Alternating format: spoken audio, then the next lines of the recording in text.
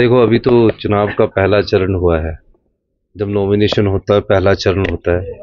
अभी दूसरा और तीन चार चरण होते हैं कोई भी इलेक्टोरल पॉलिटिक्स में।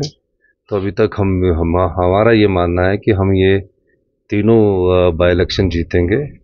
और पूरे तीनों बाई इलेक्शंस में हमारा कोशिश रहेगी कि भारतीय जनता पार्टी ने जिस प्रकार सत्ता की कुर्सी हथियाने के लिए नोटों का इस्तेमाल किया, और ये भी पहला केस है कि 3 आज़ाद विधायक इस्तीफा देकर चुनाव लड़ने का कर रहे हैं। उनसे ये पूछा जाना चाहिए कि 5 साल के लिए आपको विधायक बनाकर जनता ने भेजा था।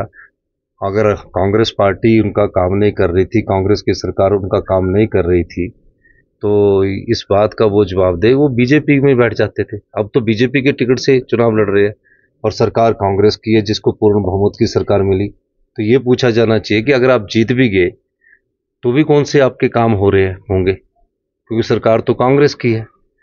तो ये समझ, अगर आज़ाद रह के कुछ नाराजगी हमसे होती, बाद में कुछ हमारे साथ संबंध करते, तो ज़्यादा काम होने थे। तो ये समझ नहीं आया कि इतिहास में ऐसा पहला ये केस है जिसमें आज़ाद प्रत्याशी इस्तीफा दे रहे हैं।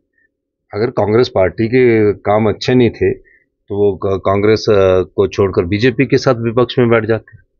ये बड़ी विडंबना है। और ये जनता ने उनको ना, कांग्रेस जब उनको जिताकर भेजा था तो उन्होंने जब तीनों निर्दलीय जीत कर आए तो उन्होंने कांग्रेस को भी नकारा वहाँ की जनता ने, और बीजेपी को भी नकारा। और ये सोचकर उनको आज़ाद जिताया कि ये कोई भी सरकार होगी उसमें सरकार बनने की कोई उम्मीद नहीं थी, उनसे ये काम करवाएंगे। तो ये करवाने में नाकाम रहे। अगर विपक्ष में बैठना ही था, बीजेपी के साथ जाना ही था, तो इस्तीफा क्यों दिया? वैसे ही बैठ जाते। ये मैं कहना चाहता हूँ। धन्यवाद।